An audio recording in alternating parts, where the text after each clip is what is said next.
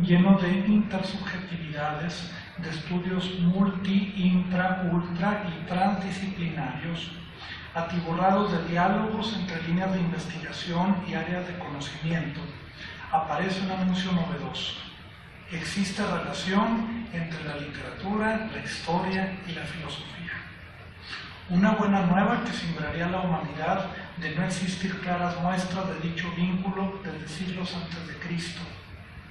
Sin embargo, en el ambiente posmoderno que nos asfixia, la noticia puede pasar como derroche de originalidad en este momento.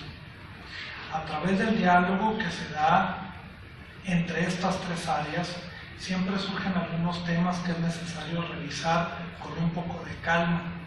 Para no aburrirlos con disquisiciones teóricas, solo echaré mano de un tópico que me parece es de gran importancia y pertinencia para reflexionar sobre el autor que aquí nos tiene reunidos. ¿Cómo se perfila la idea de realidad en el área donde convergen la literatura, la historia y la filosofía? El primer asunto que debemos de aclarar es qué es la realidad. Realidad puede ser entendida como el ámbito en el que existe consenso absoluto sobre personas, lugares y cosas. Por ejemplo, Antonio López de Santa Anna era un bípedo, aunque su anatomía debió recibir ciertos ajustes para mantener tal condición. Mamífero americano, nacido en Veracruz a finales del siglo XVIII. Sin duda respiraba, defecaba y hablaba castellano. Fue militar y presidente de la República en algunas ocasiones. Como cualquier ser vivo, murió. Estas notas constituyen una base sobre la que difícilmente se polemizaría. Podríamos juzgar moral, histórica, estética o políticamente a Santa Anna, llegando a conclusiones no aceptadas por todos, pero por necesidad tendremos que remitirnos a esos hechos dados. Dichos hechos no dependen del punto de vista de nadie. Movernos dentro de un margen tan seguro y estrecho a la vez hace imposible crear historia, literatura o cualquier actividad propia de una criatura medianamente inteligente. Esos datos, pues, pueden ser un punto de partida y solo eso. Un nivel más alto y complejo en el que se entiende la realidad es a partir de las condiciones propias de un personaje y una época. Aquí la realidad se identifica como las circunstancias que envuelven a los individuos o personas, así se les nombrará dependiendo del posicionamiento epistemológico del que partamos, así como los hechos. Dicho marco tiene dos componentes. El primero, estrecho también, se integra de los aspectos particulares de una temporalidad concreta. Por ejemplo, es impensable, hablar de utensilios de plástico elaborados en la época de Enrique VIII o de hispanoparlantes durante el esplendor de Sumeria. No siempre resulta tan sencillo y obvio evitar anacronismos, pero en el reducido campo que puede hacerse es de gran utilidad para extraer ciertas conclusiones lógicas del pasado. Por otro lado, cuando se estudia desde esta perspectiva la realidad histórica del siglo XIX mexicano, no son pocas las adiciones que el historiador introduce dentro de sus investigaciones. Sin duda un terreno espinoso, porque de aquí comienzan a surgir realidades paralelas. Mundos posibles sobrepuestos al ambiente inmodificable antes descrito. De forma alguna pretendo demeritar la labor del historiador, todo lo contrario. Solo busco describir la configuración de panoramas históricos, todos válidos, siempre y cuando se sustenten en evidencia sólida y reflexiones rigurosas. En este terreno fértil, el historiador reconstruye, por ejemplo, las primeras décadas del México, digamos, de independiente. Los métodos de la paleografía, la numismática, la archivística, la geografía, la cronología, la filología, la historiografía y la antropología conviven con la intuición, el genio, los prejuicios y vivencias codificadas en la psique de quien escribe la historia. Este nivel de realidad es un híbrido que, a pesar de los esfuerzos desmedidos del historiador por mantener lo más alejado posible del teatro que recrea con empeño su subjetividad, es imposible que no deje impresa alguna huella en él. No habrá historia sin historiador, no habrá historia sin sesgos ni matices. Suele temérsele a la subjetividad, vista como un cáncer que carcome los estudios científicos. En el caso de la historia, la subjetividad es un marco referencial del que no puede deshacerse el heredero de Heródoto.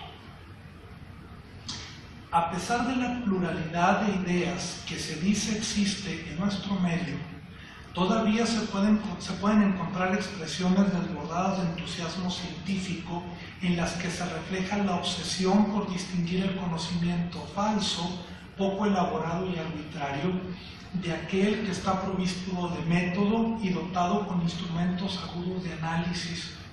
Con tal algarabía se afirma que los trabajos pseudocientíficos y laxos son literatura, entre comillas. Es decir, especulaciones, ocurrencias y elucubraciones personales que no toman en cuenta los cánones establecidos por una comunidad compuesta por expertos. Relatos de castillos, princesas y príncipes armados con espadas mágicas que montan unicornios de color blanco. Quienes se expresan así de la literatura lo hacen con tal desparpajo y certidumbre que logran persuadir a uno que otro incauto. Sin embargo, sus afirmaciones no son otra cosa que manifestaciones de un pensamiento cerrado y comodino. Una tarea esencial de la literatura consiste en producir ficción, es decir, mundos cuya extensión, habitantes y leyes cósmicas varían enormemente. El ambiente de las fábulas del viejo Esopo, donde los animales platican entre sí, puede ser tan ficticio como el diseñado por el autor contemporáneo de novelas, donde, con erudición y buen conocimiento del presente, aborda temas históricos y políticos con más pertinencia que muchos científicos sociales. Recordemos que la palabra ficción se conecta con fingir, pero no se entienda como sinónimo de mentira. Cuando la literatura finge, ensaya conductas, espacios, nombres y lenguajes. Construye escenarios probables, posibles o hipotéticos, mas con ello no significa que el narrador, el poeta o el dramaturgo introduzcan la anarquía para rebelarse contra el más esencial sentido común, fomentando la irrupción de triángulos de 4 lados o esferas con vértices a nuestra apreciada cordura, limpia de absurdos y contradicciones. La ficción es un ejercicio humano que por igual practica el legislador, el juez y el abogado cuando exploran condiciones posibles en el ejercicio y la aplicación de la ley. Los programadores día con día desarrollan simuladores para hacer más eficiente el diseño de aeronaves, mejorar los materiales sintéticos de construcción o mejorar la ruta de una carretera. Siempre trabajan con la ficción. Aunque el derecho, la ingeniería y la literatura partan de fundamentos distintos y tengan propósitos dispares, la ficción es un instrumento de suma importancia en cada uno de esos campos. Es por ello que antes de calificar despectivamente a la literatura de ficticia, ha de vislumbrarse el alcance que tiene un adjetivo tan poderoso. Como ya se apuntó, la ficción no es sinónimo de absurdo, de mentira o de fantasía, esta última no en un sentido etimológico, en el sentido etimológico de imagen. En una pieza teatral como la que hoy se presenta, La ficción no se realiza en los diálogos de Santa Anna con los demás personajes, sino que se exhibe a plenitud en las profundidades de su alma enferma de poder, enajenada a grado tal que está impedida de ver la ruina a la que el mismo dictador ha conducido a México. El desmantelamiento del país va más allá de la subasta territorial. Es como en nuestros días un resquebrajamiento expansivo que afecta a las personas, las ideas y las creencias. El discurso políticamente correcto que está hoy en vigencia habla de la crisis de valores que nos aqueja. Empero, Fuentes Mares, a través de su Santa Anna, denuncia un serio problema nacional: la negación de la pesada densidad de los hechos que en repetidas ocasiones a lo largo de nuestra historia nos ha aplastado misericordiamente. Que el mexicano es feliz y vive para la fiesta es una generalización engañosa, no aplicable a todos ni siempre. En algunos casos, como el del Santa Anna Teatral de Fuentes Mares, se diseña una escenografía tan colorida y vistosa que es capaz de recubrir la crudeza de los acontecimientos a los que solo puede escaparse mediante la ilusión. El talento que han poseído algunos gobernantes de este país consiste en ir más allá del autoengaño para contagiar a los ciudadanos de sus delirios de grandeza y fe en un futuro de pronósticos reservados. No hace tanto que López Portillo o Vicente Fox cometieron la imprudencia de soñar despiertos y en voz alta. El teatro cuenta con excelentes recursos para describir, delimitar y explorar múltiples áreas de la realidad. Por ejemplo, los espejismos del soberano, convencidos de ser el mayor conquistador de todos los tiempos y proyectados en medio del desierto o de un pueblito sin nombre ni sitio en el mapa, constituye un amplio universo por sí mismo. Al mismo tiempo se pueden explorar otros horizontes con la conciencia de los súbditos, tanto quienes reconocen la falsedad del esquizofrénico como los que lo abrazan con fe desmedida, acogiéndose a la esperanza, al patriotismo o a una interpretación más bien infantil de la historia. El teatro es el medio perfecto para traspasar con soltura y elegancia las fronteras del yo, para adentrarse en la del nosotros o la del tú. Viajes de ida y vuelta que se desenvuelven en una dinámica del tiempo y los acontecimientos, trascendiendo los paupérrimos alcances de la oposición objetividad-subjetividad, así como de las predecibles meditaciones fenomenológicas que no respetan nada. El dramaturgo se mueve entre mundos que serían infranqueables por otros medios.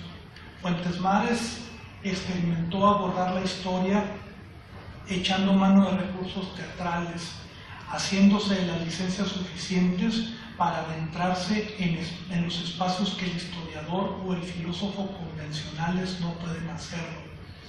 Dados los materiales poco finos y sutiles con los que cuentan para desempeñar sus investigaciones, Fuentes Mares escribió un teatro histórico y filosófico que goza de plena autonomía, con alma propia y en constante diálogo con el mundo abierto.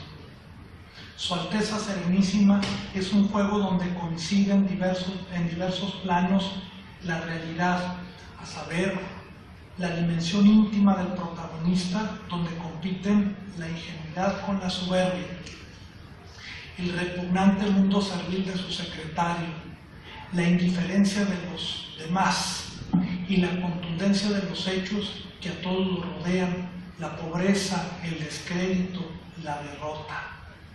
Su Alteza Serenísima es una pieza que toca las fibras más sensibles de la historia mexicana, tan dolorosas y actuales que pudo haberse desarrollado durante el siglo XIX o hace 2 horas. Los delirios de grandeza que tanto han afectado al país, la necesidad por figurar en los anales heroicos del mundo civilizado y poderoso, la pequeñez de espíritu de quienes han tenido en sus manos el destino de este pobre país. Hoy que nos desborda la victoria republicana, no olvidemos que Antonio López de Santa Anna fue también un transformador de México. Muchas gracias.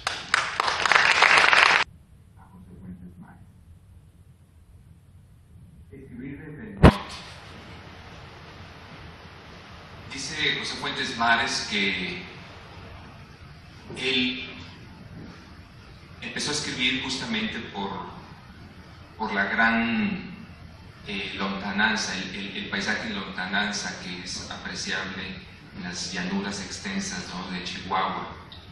Decía él que en el trópico los hombres duermen y en el desierto sueñan. El tema del desierto para Fuentes Mares también fue un tema de designio frente a los acaudalados apellidos que llevaba encima Fuentes Mares. Decía él que estaba confinado a escribir en contradicción.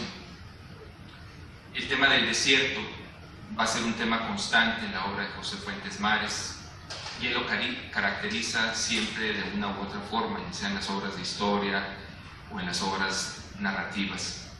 Cito a Fuentes Mares: la revolución también es un fruto del desierto, una religión mundana con santos como Madero y Carranza, tipos sin imaginación como la generalidad de los santos.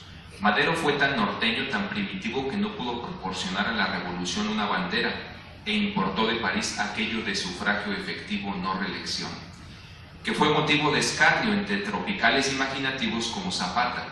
En cuanto a Villa, otro del desierto, no inventó siquiera una forma original para colgar a sus compadres, a pesar de que se sirvió de ese medio para acabar con todos. Sí, Fuentes Mares escribe desde el desierto y alojado en su casa de Majalca, unas veces, otras veces en su casa en el centro de, bueno, no en el centro, en la zona del Campestre de Chihuahua, se negaba a escribir en la Ciudad de México.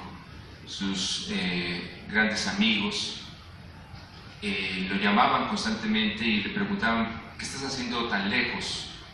De hecho, doña Emma, quien me contaba unas anécdotas preciosas, se enamoró de Fuentes Mares, se enamoró de su retórica, de su excelsa palabra, de su pasión, y terminó casándose con ese hombre quien había sido su maestro. Y dice: sí acepté casarme con él, lo que no había aceptado con todo agrado es irme tan lejos. Y luego que me subió en el tren, chaca, chaca, chaca, chaca, chaca, chaca. Dice, pasaban los días, chaca, chaca, chaca, chaca. Pues, ¿a dónde me lleva este hombre? ¿Por qué pasan tantos días de tanto chaca, chaca, chaca? Pues imagínense un camino desde la Ciudad de México hasta Chihuahua en tren, duraba 2 días. Doña Emma terminó amando también la tierra de Chihuahua y fue una gran promotora también de la vida del norte. José Fuentes Mares se negó entonces a escribir en otro lugar que no fuera Chihuahua. Dice también en otro lugar: es comprometido a entender el desierto como una doctrina, tan completa como el cristianismo o la filosofía de Kant, y tal vez aleccionadora ambas. Aquí el hombre se encuentra solo, y sin embargo en el desierto no hay suicidas. Los hombres se aferran a la vida porque en ella encuentran el instrumento de las 3 grandes esperas, que para ellos son la sombra, la lluvia y la resurrección. Los temas de Fuentes Mares. Bueno, sabemos que la historia fue el gran prurito en Fuentes Mares, pero no la historia que dan los archivos muertos, que dan los documentos con puras grafías mudas. Para él la historia era la imaginación de un pasado que nos podía explicar mejor el absurdo presente. La historia, a través de sus personajes principales, lo hicieron famoso. Sus 4 libros dedicados a Benito Juárez, por ejemplo, su no tan buena y apreciada obra sobre Hernán Cortés, desde luego su libro dedicado a Santana, que es el preludio de esta gran obra que hoy se presenta, que se llama Santana, Aurora y Ocaso de un comediante. Sus obras sobre el Lerdo de Tejada, pero también sus obras dedicadas a personajes denostados por la historia, denostados por la memoria colectiva y que no obstante marcaron también la historia de la vida nacional.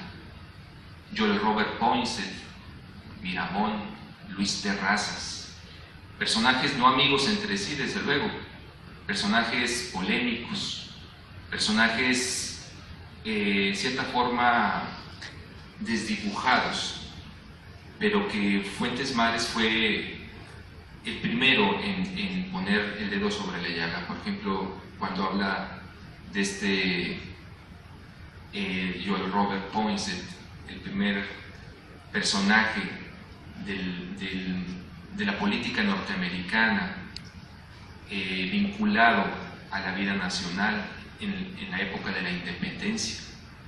O Miramón, quien dice José Fuentes Mares que fue el único niño héroe a quien no se le ha dado el mérito de serlo, ¿no? Simplemente porque en algún momento más adelante decidió cambiar de bando.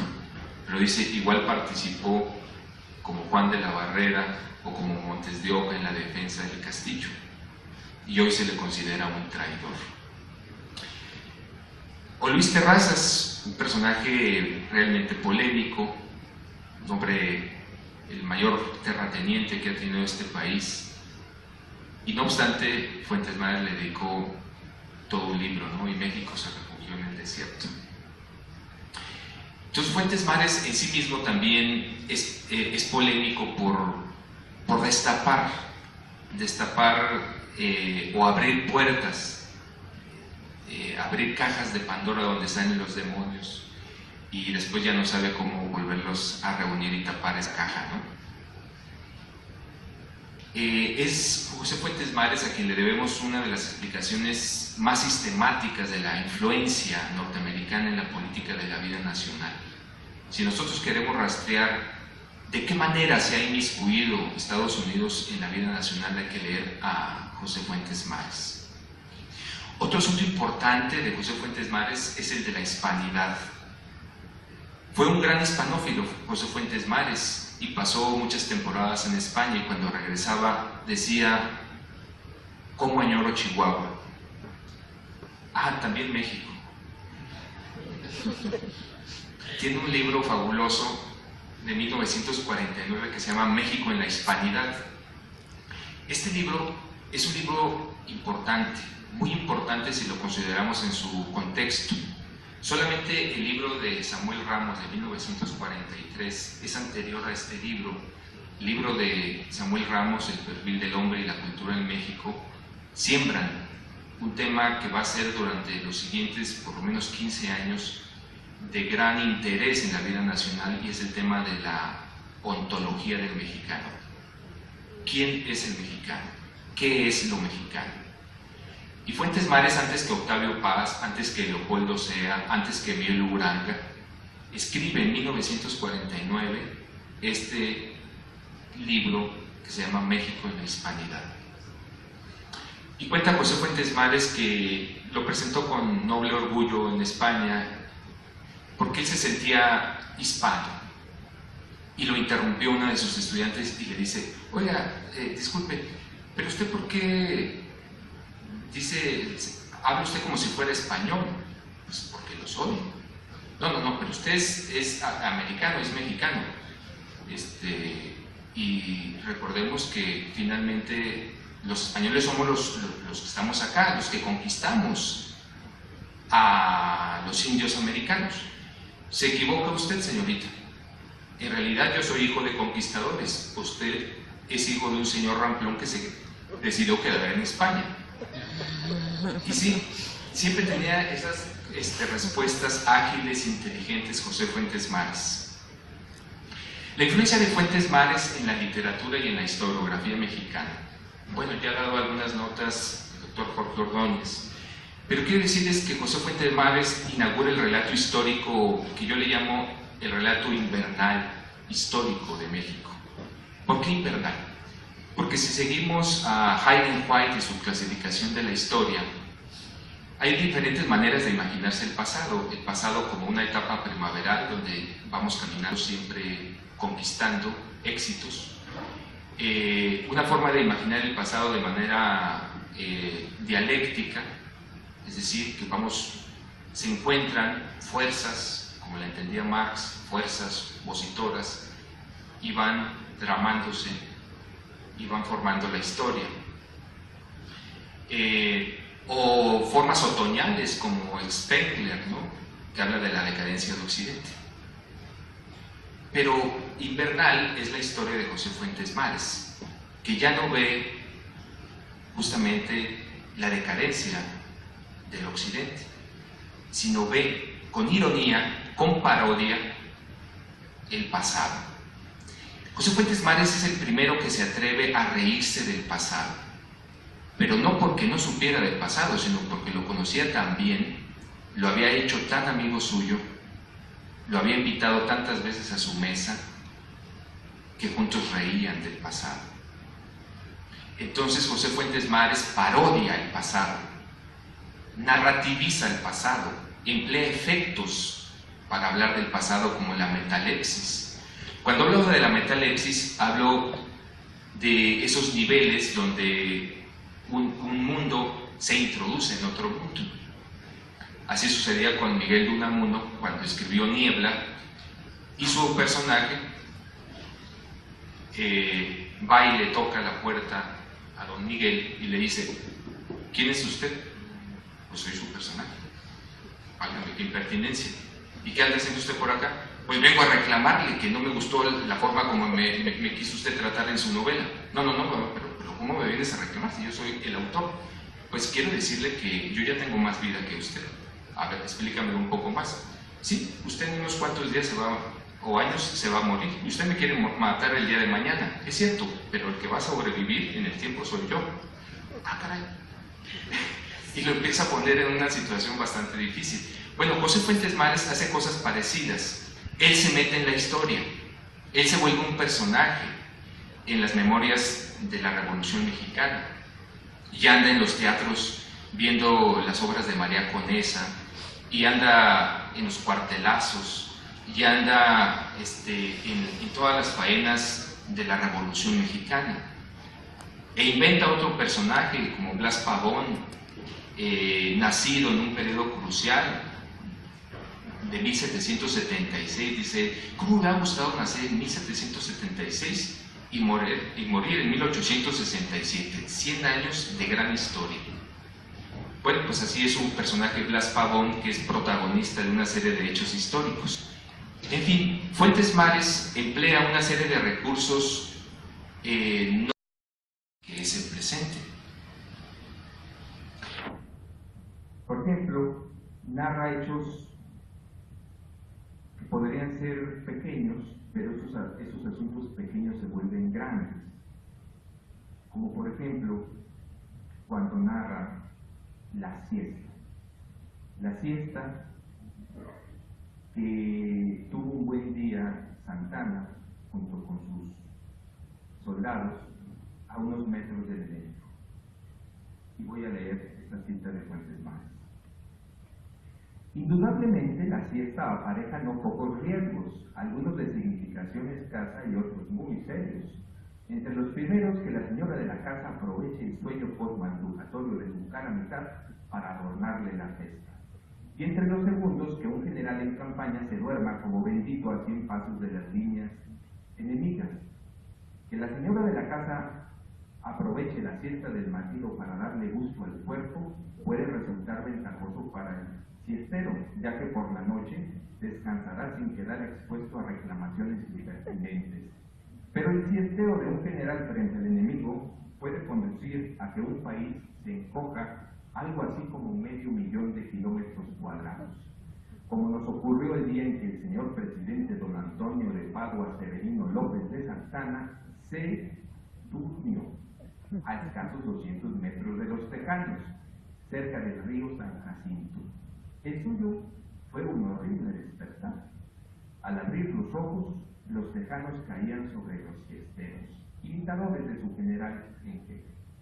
El 16 de abril de 1836, oh gran señor, a quien esto cuento, aquel selecto grupo de mexicanos durmió los minutos más costosos de nuestra historia, como para cogerle odio africano a la fiesta, ¿verdad?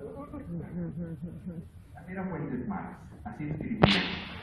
Así es que si alguno de ustedes aún no conoce a Fuentes Mares, yo lo invitaría a que lo haga ya, lo deberían haber hecho ayer, pero háganlo desde ahora, porque es un viaje divertido por el tiempo, un viaje con documentación de primera mano, porque los mejores historiadores le reconocieron a Fuentes Mares su investigación acuciosa en archivos importantes de España, de Washington, de México.